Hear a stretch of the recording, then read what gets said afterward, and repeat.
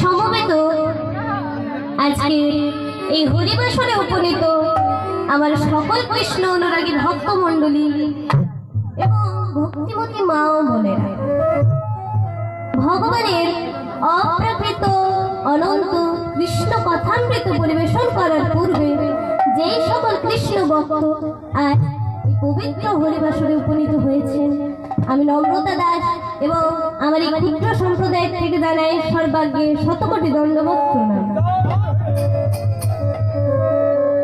মাগো, আমি কিছু জানি না, জ্ঞান আমার নেই, তাই যদি কিছু ভুল ত্রুটি হয় ক্ষমা করে দেবেন। আমি তো আপনাদের মেয়ের মতো, নিজ কন্যা মনে করে দয়া করে ক্ষমা করে দেবেন। এমনিতেও ভগবানের অপ্রাকৃত লীলা কথা এই প্রকৃতির মধ্যে বর্ণনা করা আমার পক্ষে সম্ভব নয় বাবা। প্রথমেই কিছু গৌর কথা বা গৌরচন্দ্রিকা বলবো, তারপর লীলায় প্রবেশ করব। দেখুন মা, আমার মা এবং বোনদের একটা দল থাকবে।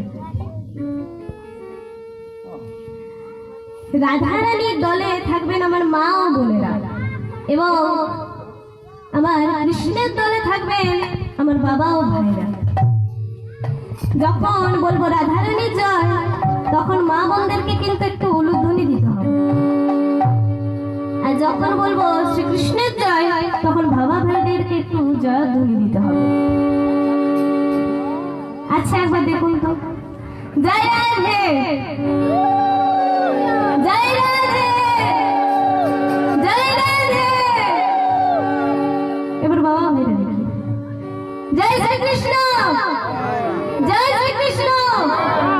একটু জোরে বের করুন, জয় শ্রীকৃষ্ণ, জয় শ্রীকৃষ্ণ।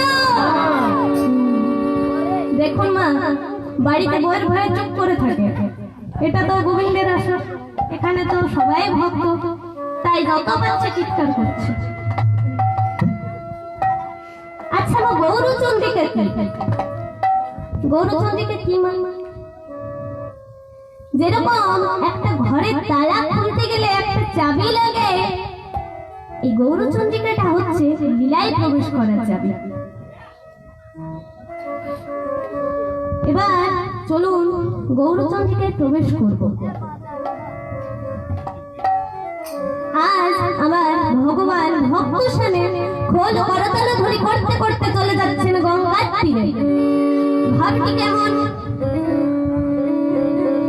ভজ শ্রী কৃষ্ণ, কহ শ্রী কৃষ্ণ, লহ শ্রী কৃষ্ণের ভজ শ্রী কৃষ্ণ, জপ শ্রী কৃষ্ণ, লহ শ্রী কৃষ্ণের নাম। ভজ শ্রী কৃষ্ণ, কহ শ্রী কৃষ্ণ, লহ শ্রী কৃষ্ণের নাম।